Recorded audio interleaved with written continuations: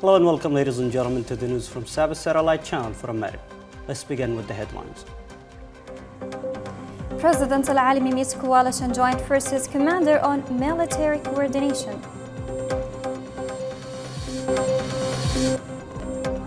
PLC member Al-Khambashi presents findings on security violations in Hadramaut.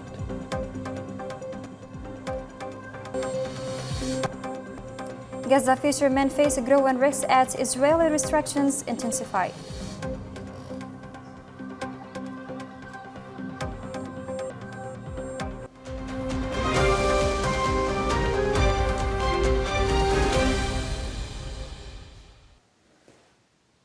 Welcome back and to the details. As part of ongoing coordination with regional partners, Rashad Al-Alimi, President of the Presidential Leadership Council and Supreme Commander of the Armed Forces, met today with Fahd bin Hamad Al Salman, Commander of the Joint Forces of Coalition to Support Legitimacy and Head of the Supreme Military Committee. The meeting focused on strengthening joint coordination mechanisms and advancing military cooperation programs aimed at enhancing the capabilities of the armed forces to counter security threats, combat terrorism, smuggling, and organized crimes. President Al-Alimi praised the steadfast support of the Kingdom of Saudi Arabia under the leadership of Salman bin Abdulaziz Al Saud and Crown Prince Mohammed bin Salman bin Abdulaziz, and the continued rule of Khalid bin Salman bin Abdulaziz in backing Yemen's leadership and its efforts to restore state institutions.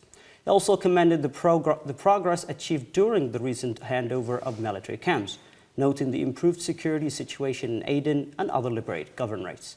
For his part, the Coalition Joint Forces Commander reaffirmed Saudi Arabia's continued support for Yemen's leadership and its aspirations for security, stability, peace, and development.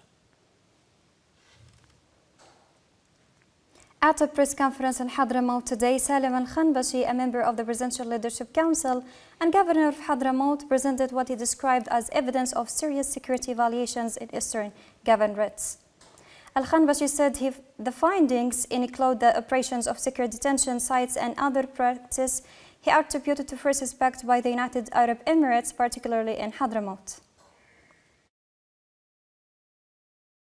كانت المحافظة خلال الفترة القصيرة الماضية تعاني من قيام المجموعات المسلحة. These groups, acting with direct backing, moved to overrun the province, terrorizing its peaceful residents and committing serious violations that included looting, abductions, killings, forced displacement, the destruction of state property, and the ransacking of government facilities. He stated that army groups loyal to Aidarus Zawahiri carried out attacks on public institutions, including killings, abductions, and the destruction and looting of state property, causing widespread disruption. Al-Khambashi also said equipment discovered at Riyadh Airport didn't align with declared military functions, including materials he described as explosive devices disguised as civilian items. Today we will present part of what has been uncovered of suspicious Emirati traces, preparations, and practices that don't align with the declared objectives of the coalition in supporting legitimacy, nor with the principles of brotherhood, Islam, and Arabism. From booby traps and explosives at Rayyan Air Base to underground cells, secret prisons, abductees, those subjected to torture, and the forcibly disappeared. For his part, the Minister of Information, Culture and Tourism in the caretaker government, Muammar Al-Iryani, reviewed the contents of secured prisoners affiliated with the Emirati forces, including highly explosive C4 materials and explosive devices disguised as bags and accessories used in assassinations.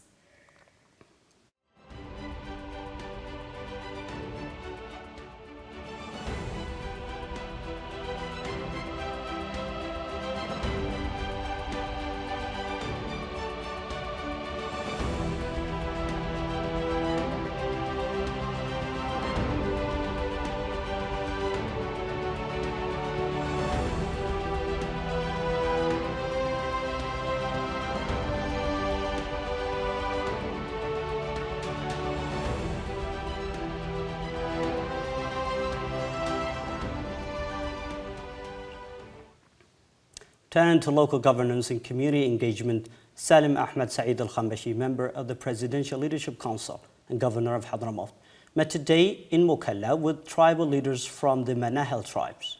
The meeting focused on conditions in the desert districts, including service and security challenges and ways to strengthen stability and improve basic services for residents.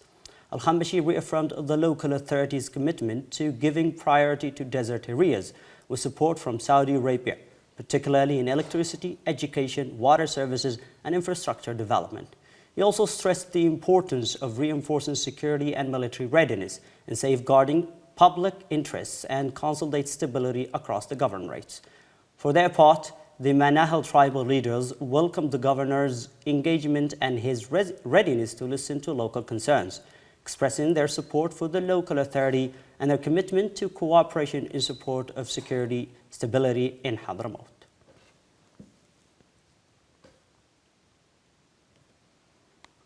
The Prime Minister Shaya Mohsen Al-Zindani met today with the United States Ambassador to Yemen, Stephen Fagan, to discuss current developments and prospects for bilateral cooperation.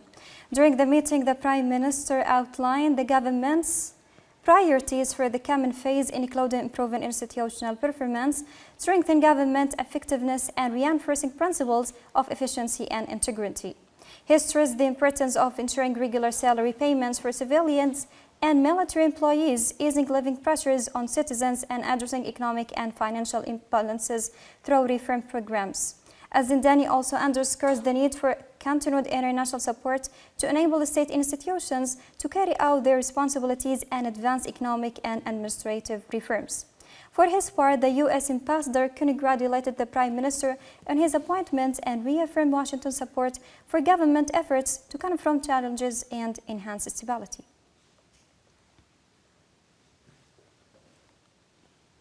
The Minister of Information, Culture and Tourism, Muammar Al-Eryani, has praised the launch of documentary film series Discover Yemen, describing it as an important step in showcasing Yemen's cultural and historical heritage. The project was inaugurated last night in Riyadh in the presence of diplomats accredited to Yemen, along with officials and media representatives. Al-Eryani said this series opens new windows onto Yemen's cultural memory, presenting its heritage, history, and identity through modern visual storytelling aimed at local, regional, and international audiences. He explained that the first phase of the project will focus on 4 Yemeni governorates, with further films planned to cover the rest of the country, highlighting Yemen's cultural diversity and tourism potential.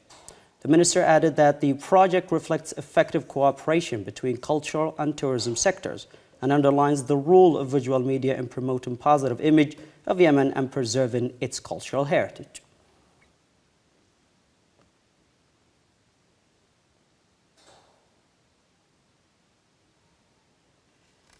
And staying in Aden, efforts to stabilize the city are moving from plan into implementation.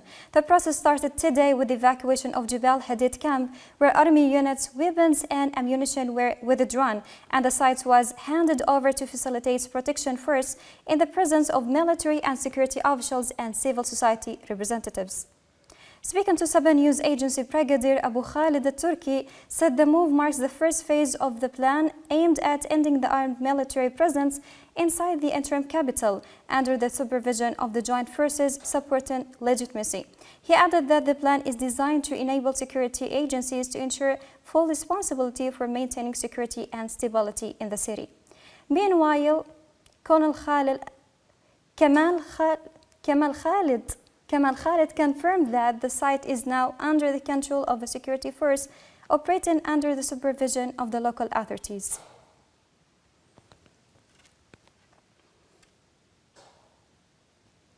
In regional developments, Israeli restrictions on Gaza's coastline are continuing to impact the livelihoods of the Palestinian fishermen. Fishermen in the Gaza Strip say their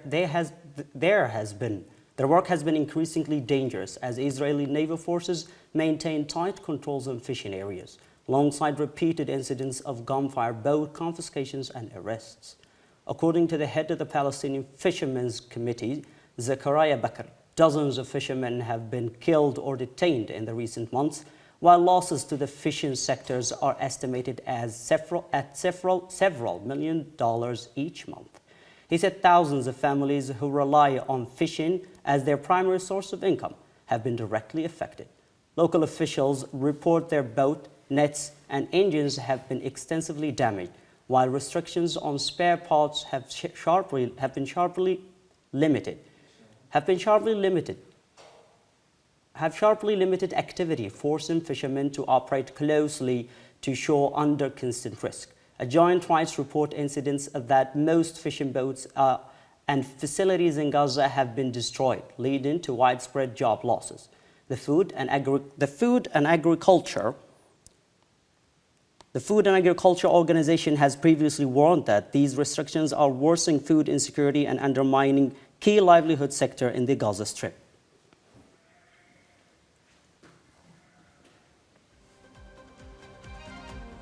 For continuous updates, stay with Saba Satellite Channel. Thank you for watching and have a good time.